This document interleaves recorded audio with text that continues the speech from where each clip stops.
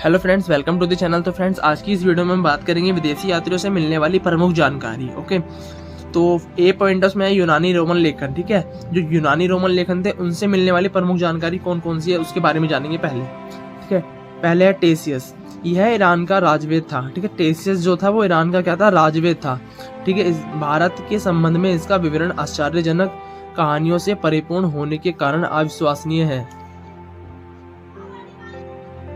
फिर इसके बाद दूसरा है हेरोडोटस। इसे इतिहास का पिता कहा जाता है। हेरोडोटस थे जो, उनको इतिहास का क्या कहा जाता था, पिता कहा जाता था। ठीक है, इसने अपनी पुस्तक हिस्टोरिका में 5वीं शताब्दी ईसा पूर्व में भारत फ्रांस में ईरान के संबंध का वर्णन किया है, परंतु इसका विवरण भी अनुश्रुतियों एवं अफवाहों पर आधारित है। ठीक है, अनुश्रुतियों एवं अफवाहों पर आधारित है।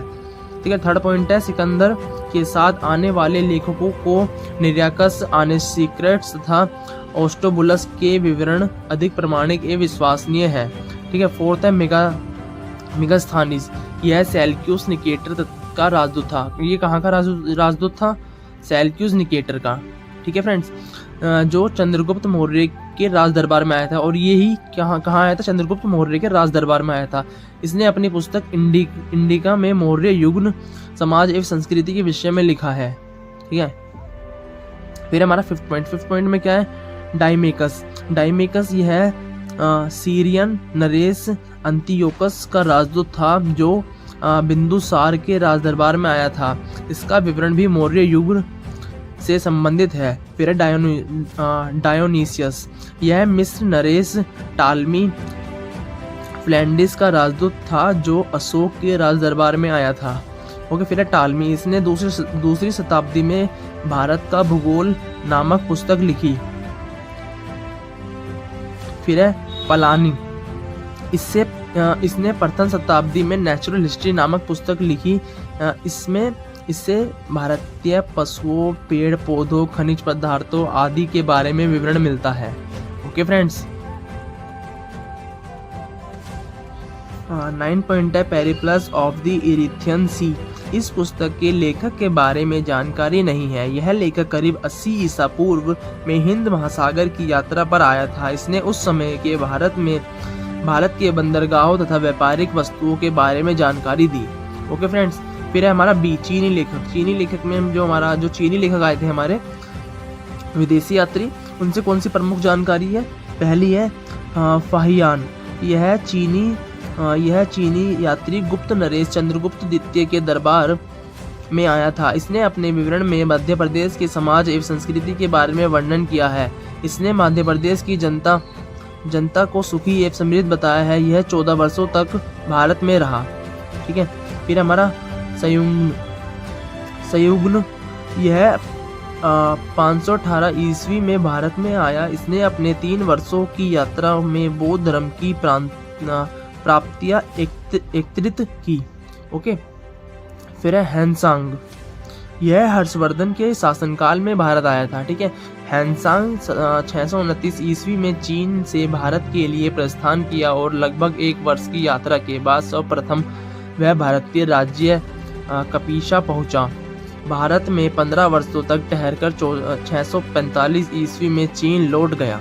यह भारत में नालंदा जिला स्थित नालंदा विश्वविद्यालय में अध्ययन करने तथा भारत से बौद्ध ग्रंथों को एकत्र कर जाने के लिए आया था। ठीक है, जो हैंसांग था यह हर्षवर्धन के जो शासन काल था उसमें आया था। ठीक है, हैंसांग 629 ईस्वी में चीन से भारत के लिए प्रस्थान किया, मतलब 629 ईस्वी में चीन से आया था भारत में। ठीक है, और लगभग 1 वर्ष की यात्रा के बाद सर्वप्रथम भारतीय राज्य कपीशा पहुंच गया। ठीक है, फिर भारत में 15 वर्षों तक ठहर कर, ये भारत में जो हैंसांग था ये भारत में 15 वर्षों के लिए ठहरा था। ठीक है, 645 में चीन लौट गया, फिर 645 ईस्वी में चीन लौट गया। यह बिहार के नालंदा जिला स्थित नालंदा विश्वविद्यालय में अध्ययन करने तथा भारत से बौद्ध ग्रंथों को एक कर ले जाने के लिए आया था। इसका भ्रमण वृत्तांत CUकी नाम से प्रसिद्ध है, जिसने 138 देशों का विवरण मिलता है। हाँ ठीक है, जिसमें 138 देशों का विवरण मिलता है। ठीक है, इसने हर्षकालीन समाज, धर्म तथा राजनीति के बारे में वर्णन किया है। ओके फ्रेंड्स,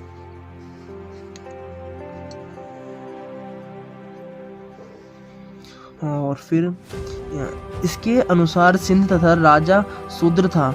ठीक है, इसके अनुसार सिंध का राजा शूद्र था। हेनसांग ने बुद्ध की प्रतिमा के साथ साथ सूर्य और शिव की प्रतिमाओं की भी पूजन किया था। ठीक है, इसने मतलब बुद्ध की प्रतिमा थी जो मतलब कि जो मूर्तियाँ थी उनका तो पूजन मतलब उनकी पूजा पाठ तो की थी, और साथ में जो शिव की प्रतिमाएं थी उनका भी पूजन किया था इसने। ठीक है, नोट दिया गया है कि हेनसांग की अध्ययन के समय नालंदा विश्वविद्यालय में कुलपति आचार्य शिलभ्रत थे। ठीक है, कुलपति आचार्य कौन थे? शिलभ्रत थे। ठीक है, यह विश्वविद्यालय बौद्ध दर्शन के लिए प्रसिद्ध था। ठीक है, जो हमारा नालंदा विश्वविद्यालय था, नालंदा विश्वविद्यालय ये कहाँ, ये था बिहार में स्थित था। और जो ये प्रसिद्ध किस लिए था? ये प्रसिद्ध था हमारा बौद्ध धर्म के दर्शन के लिए प्रसिद्ध था। ठीक है, फिर हमारा फोर्थ है इतिशंग। यह 7वीं शताब्दी के अंत में भारत आया, मतलब 7वीं शताब्दी का जो अंत होने वाला था उसमें भारत आया था। ठीक है, एक सेकेंड। इसने अपने विवरण में नालंदा विश्वविद्यालय, विक्रमशिला विश्वविद्यालय तथा अपने समय में भारत का वर्णन किया।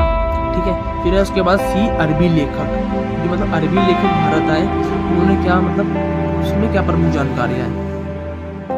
ठीक है, अल बुरूनी, यह महमूद गजनवी के साथ भारत आया था।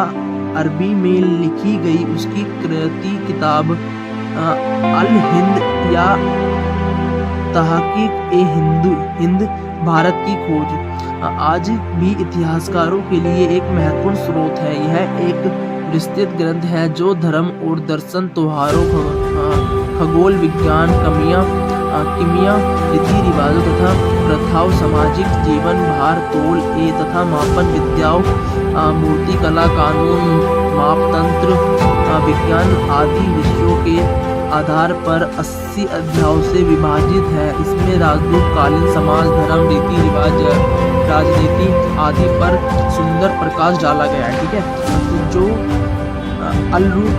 अल-बुरूनी था जो वो भारत आया, उसने किताब लिखी जिसका नाम था भारत की खोज। ठीक है, और उसकी अरबी जो मतलब उसकी अरबी में जो किताब थी उसका जो नाम दिया गया उसमें दिया गया था किताब उल हिंद या तहकीक ए हिंद, जिसे कहा गया भारत की खोज। भारत की खोज में जो हमें उसमें जानकारी मिलती है, उसमें हमें ये सब जानकारी मिलती है जो धर्म जैसे दर्शन, त्योहारों, खगोल विज्ञान, किमिया, रीति रिवाजों, प्रथाओं, सामाजिक जीवन, भार तोल, मापन विद्याओं, मूर्तिकला, कानून और मापतंत्र विज्ञान आदि के मतलब इन सब की हमें क्या मिलती है? अच्छा प्रकाश डालेगा, मतलब कि अच्छी इस पर एक वो की गई है जिससे हमें उसके बारे में अच्छी जानकारी मिल सके इन सब के बारे में। इब्न बतूता, इसके द्वारा अरबी भाषा में लिखा गया उसका यात्रा वृत्तांत जिसे रिहाला कहा जाता है 14वीं शताब्दी में भारत के उपमहाद्वीप के सामाजिक तथा सांस्कृतिक जीवन के विषय में बहुत ही प्रचुर तथा सबसे रोचक जानकारी देता है। 1333 ईस्वी में दिल्ली पहुंचने पर इसकी विद्वता से प्रभावित होकर सुल्तान महमूद बिन तुगलक ने उसे दिल्ली का काजी या न्यायाधीश नियुक्त किया। और इसमें अन्य लेखक मतलब कि जो विदेशी यात्री है उसमें कुछ अन्य लेखक थे, उन्होंने किया था। तारानाथ, यह एक तिब्बती लेखक था। इसने कम्बोज तथा तुंगे नामक ग्रंथ की रचना की। इसने भारतीय इतिहास के बारे में जाना, इसमें मतलब क्या था, इसमें भारतीय इतिहास के बारे में जानकारी मिलती है। ठीक है, फिर है मार्को पोलो, यह 13वीं शताब्दी के अंत में पांड्य देश का राजा देश की यात्रा पर आया था। इसका विवरण पांड्य इतिहास के अध्ययन के लिए उपयोगी है। इस पूरे टॉपिक से जैसे विदेशी यात्रियों से मिलने वाली जानकारी, इस पूरे टॉपिक से हमें यह पता लगा कि जो विदेशी यात्री भारत में आए उन्होंने किस चीज़ के बारे में रिसर्च करी, कौन कौन सी किताब लिखी और ठीक है, और उन्होंने कहाँ पर क्या किया अपनी किताबों में लिखा, इसमें हमें जानकारी मिली। फिर पुरातत्व संबंधित शास्त्र से मिलने वाली जानकारी। ठीक है, 1400 ईस्वी पूर्व के अभिलेख बोजांग कई एशिया माइनर से वैदिक देवता मिस्र, वरुण, इंद्र और नास्य अश्वनी कुमार के नाम मिलते हैं। ठीक है, फिर हमारा मध्य भारत में भगवत धर्म विकसित होने का प्रमाण यवन राजदूत होलियोडोरस के वेशनगर विदिशा गरुड़ स्तंभ लेख से प्राप्त होता है। सर्वप्रथम भारतवर्ष का जिक्र हाथी गुफा अभिलेख में है। तो सर्वप्रथम भारतवर्ष का जो जिक्र हुआ था वो हमारा हाथी गुफा अभिलेख में है। ठीक है, सर्वप्रथम दूरदर्शन का जानकारी देने वाला अभिलेख सोगोरा अभिलेख है। इस अभिलेख में संकट काल में उपयोग हेतु खानदान सुरक्षित रखने का भी उल्लेख है। सर्वप्रथम भारत में होने वाली हुण आक्रमण की जानकारी भीतर स्तंभ लेख से प्राप्त होती है। ठीक है, सती प्रथा का पहला लिखित साक्ष्य एरन अभिलेख शासक भानुगुप्त से प्राप्त होती है। सातवाहन राज्यों का पूरा इतिहास उनकी अभिलेखों के आधार पर लिखा गया। रमेश बुनकर की श्रेणियों की जानकारी मंदसौर अभिलेख से प्राप्त होती है। कश्मीर, ठीक है, फिर हमारा कश्मीर नव पाषाणिक पुरास्थल ब्रजहोम से गड्ढावास का शासक होता है। इसमें उतरने के लिए सीढ़ियां होती थी। प्राचीनतम सिक्कों को आहत सिक्के कहा जाता है। इसी को शासक में पाषाण कहा गया। सर्वप्रथम सिक्कों पर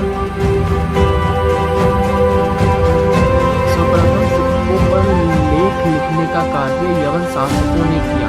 ठीक है, उसके बाद है समुद्रगुप्त की वीणा बजाती हुई मुद्रा वाले सिक्के से उसके संगीत प्रेमी होने का प्रमाण मिलता है।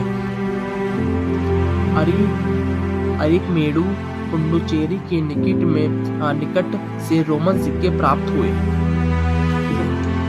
इसमें एक नोट दिया गया, उसमें लिखा है कि सबसे पहले भारत के संबंध ब्रह्मा शुभ सुवर्ण भूमि वर्तमान में म्यांमार, मालय, स्वर्ण द्वीप, कोमंडिया एंड कंबोज और जावा द्वीप से स्थापित हुए। एक नोट यह है कि अभिलेखों का अध्ययन एपिग्राफी कहलाता है।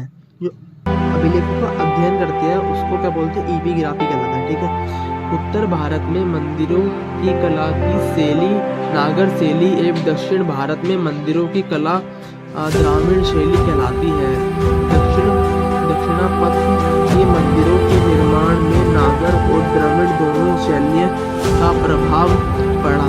अतः इस वेसर शैली कहलाती है।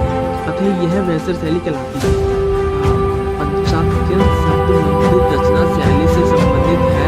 एक हिंदू मंदिर तब पंचात्यन शैली का कहलाता है जब मुख्य मंदिर 4 सहायक मंदिरों से घिरा होता है। पंचायतन मंदिर के उदाहरण हैं कंद्रिया महादेव मंदिर खुजहारो, भुवनेश्वर मंदिर भुवनेश्वर में। ठीक है, लक्ष्मण मंदिर खुजहारो खजुराहो। ठीक है, फिर लिंगराज मंदिर भुवनेश्वर, फिर दशावतार मंदिर देवगढ़ उत्तर प्रदेश, फिर गोडेश्वर मंदिर यह महाराष्ट्र। ठीक है, फिर सेकंड हमारा पॉइंट है उसमें है प्रागैतिहासिक साहित्य काल। ठीक है, जिस काल में मनुष्य ने घटनाओं का कोई उल्लेख विवरण उद्धृत नहीं किया उसे प्रागैतिहासिक काल कहते हैं। मानव विकास के उस काल को इतिहास कहा जाता है जिसका विवरण लिखित रूप में उपलब्ध है। फिर हमारा ऐतिहासिक काल है, उस काल को कहते हैं जिस काल में लेखन कला के प्रचलन के बाद उपलब्ध लेख पढ़े नहीं जा सकते थे। यानी मानव होम से का प्रवेश इस धरती पर आज से लगभग 30 या 40,000 पूर्व हुआ। पूर्व पाषाण युग या पूरा पाषाण काल के मानव की जीविका का मुख्य आधार शिकार था। शिकार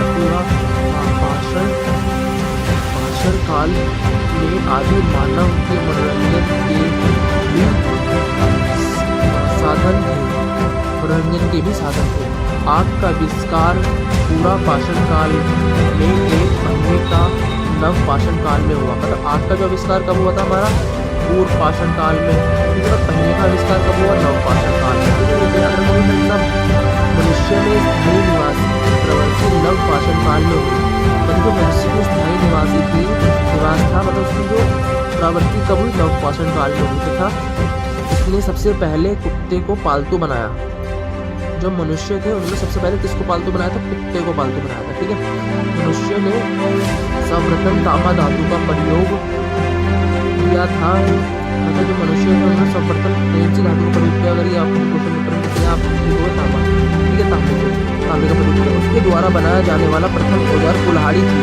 ठीक है, प्रति स्थल अति परिपक्वम तथा परिपक्वम था। ठीक है, कृषि का आविष्कार नव पाषाण काल में हुआ।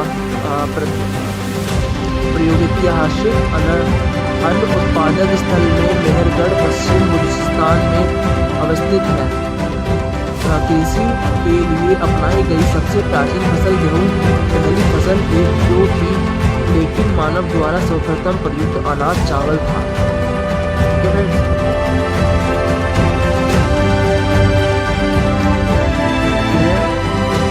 कृषि का सर्वप्रथम उदाहरण मेहरगढ़ से प्राप्त हुआ। ओल्डी हवा का संबंध चावल के प्राचीनतम शास्त्र से है। पल्लावरम नामक स्थान पर प्रथम भारतीय पुरापाषाण कलाकृति की खोज हुई। भारत में पूर्व प्रस्तर युग के अधिकांश औजार सॉफ्टिक पत्थर से बने थे। रॉबर्ट बुशफुट पहले व्यक्ति थे जिन्होंने 1863 ईस्वी में भारत में पुरापाषाण कालीन औजार की खोज की। भारत का सबसे प्राचीन नगर मोहनजोदड़ो था, सिंधी भाषा में, जिसका अर्थ है मृतकों का टीला।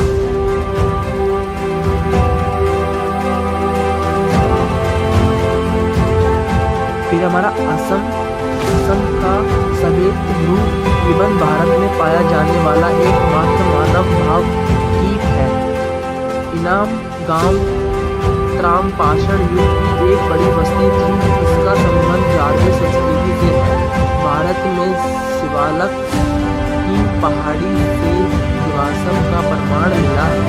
भारत में मनुष्य संबंधी सबसे पहला प्रमाण नर्मदा घाटी में मिला है। नोट दिया गया है, इसमें दिया गया कि भारतीय नागरिक सेवा के आधिकारिक रिजले प्रथम व्यक्ति थे जिन्होंने प्रथम बार वैज्ञानिक आधार पर भारत की जनसंख्या का प्रजातीय विभेदीकरण किया। आज के लिए इतना ही फ्रेंड्स, मिलते हैं नेक्स्ट वीडियो में। अगर आपको वीडियो अच्छी लगी हो तो चैनल को लाइक करें और चैनल पर नए तो सब्सक्राइब करें। Thank you so much. आपको इसके रिलेटेड MCQs बेस्ड आपको एक PDF मिल जाएगी, उसमें से आप PDF में कर सकते हैं MCQs। Okay friends, thank you so much.